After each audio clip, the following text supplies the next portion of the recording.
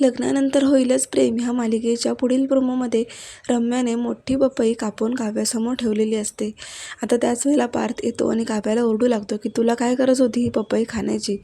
काव्या म्हणते की ही पपई मी खाल्लीच नाही आहे आणि ही पपई मी नाही तर रम्याने ठेवली असेल.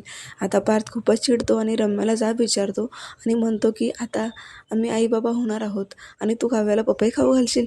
हे बघ, काव्यापासून 4 हात लांब राहायचं, आमच्यामध्ये इंटरफेअर करण्याची काहीही गरज नाही आहे. आता तो बोट दाखवून रम्याला ओरडत असतानाच तिथे विजय येतो आणि विजय पार्थचं बोट पकडतो आणि म्हणतो की यापुढे तुम्हाला जर रम्याशी लढायचं असेल ना तर या विजयला भिडावं लागेल. असं म्हणून तो आता पार्थला त्याच्याच घरात येऊन त्याचाच अपमान करतोय. किती विशेष वाटतंय. तेव्हा आता प्रेक्षकांना ह्या रम्याने ह्या विजयला हाताशी धरून काव्य आणि पार्थमध्ये फूट पाडण्याचा प्रयत्न करायचं ठरवले.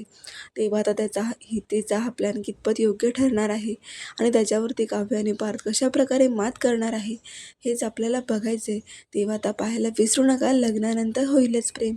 अशाच डेली प्रोमोसाठी चॅनलला नक्की सबस्क्राईब करा.